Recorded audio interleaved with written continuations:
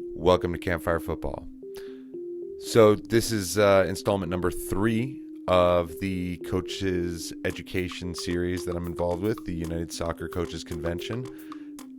I did watch Jose Mourinho do a one-on-one this morning, and it was incredible. It was dense. It was full. It was Jose Mourinho. He is honest. He has no problems every now and again swearing when it calls for it. And really, he was just a lot of fun to listen to because he shed light on so many things due to his honesty and candor that most coaches just wouldn't really do. So I really thoroughly enjoyed listening to Jose Mourinho talk today. I'm currently collecting the sound bites, putting them together so that you actually have something of a little more value to listen to than me just, reporting and quoting what he said.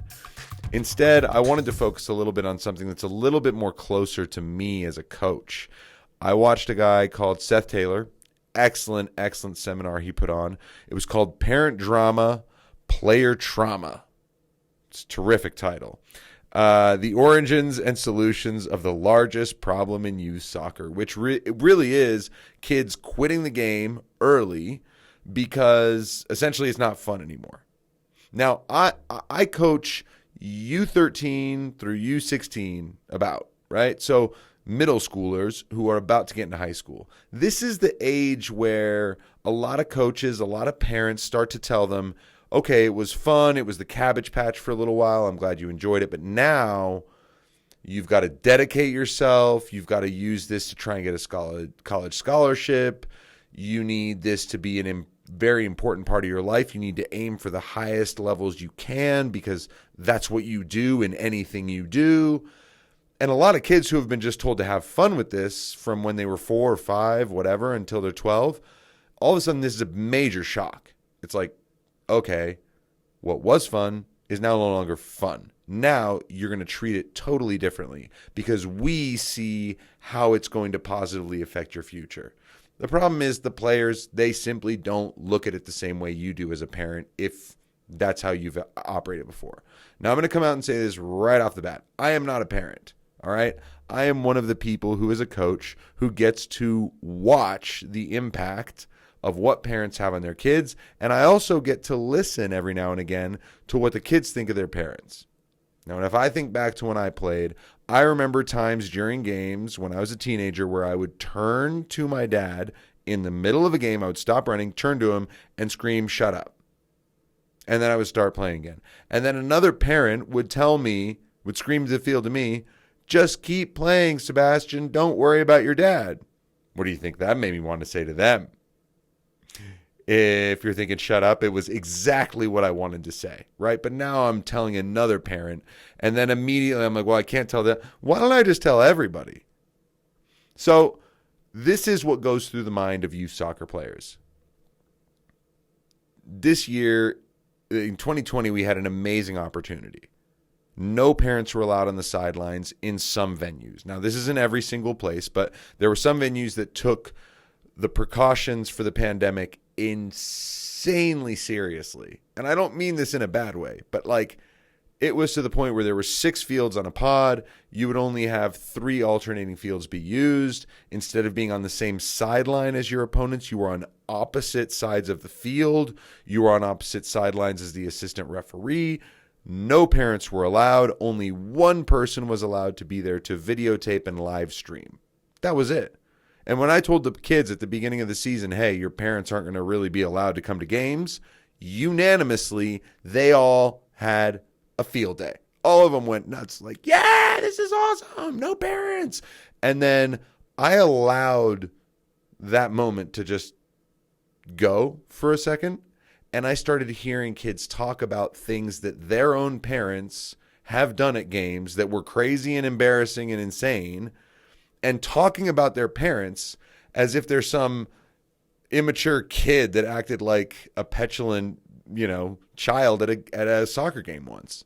And that's how they are talking about their own parents. And I'm sitting there listening to it like, wow, you would never tell them this, would you? No, they would not tell you if you're a parent, your kids are not going to tell you, hey, you looked like a total asshole and kid at the game today. They're not going to say that to you. Even if they and all of their peers and me all think that. So it's really, really, really important to consider how big is your impact in all this, right? As a parent, what's your biggest goal for your kids? Well, look, I'm a positive base coach. I have one really basic goal, that they don't quit. If they stay in the game and find the level that works best for them, terrific.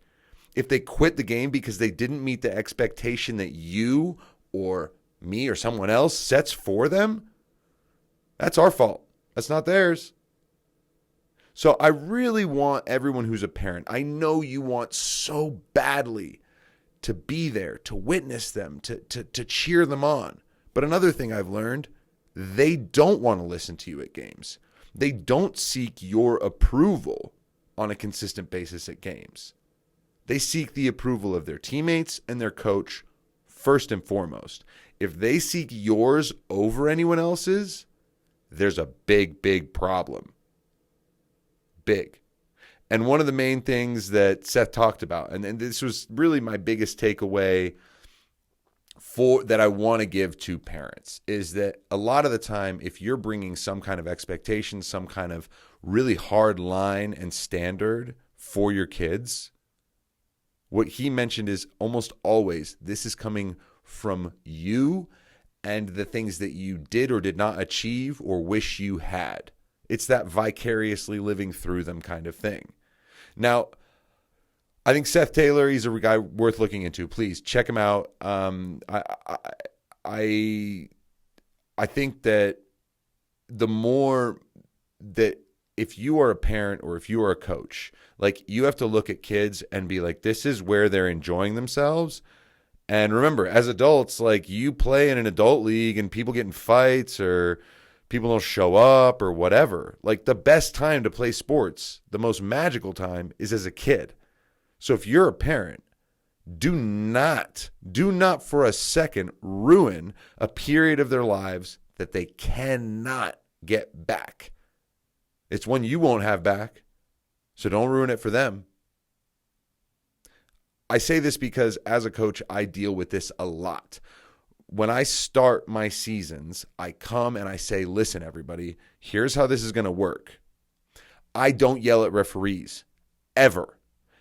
And for any of you out there who think, oh, come on, you're a coach, of course you yell at referees. No. I do not. I have a rule. I never say a word to referees unless it's, just kind of like, hi, nice, banter, whatever. But I do not criticize a thing they do. I do not tell them they got a call wrong. I do not tell them to call something that I want them to call. I don't bother them whatsoever because it's like yelling at the weather. It's useless. And on top of that, you yell at referees, you've got a better chance of them saying, I'm done with this. I don't want to do it anymore. When we don't have referees, we don't have games that matter. We just have scrimmages, and no one cares really if there aren't officials on the field. So it all comes back. I end up telling parents, I'm like, you're never going to see me yell at a referee. You have no excuse to do that. And yet so many of them do. I tell parents at the beginning of the season, listen, I'm the coach. I tell them what to do.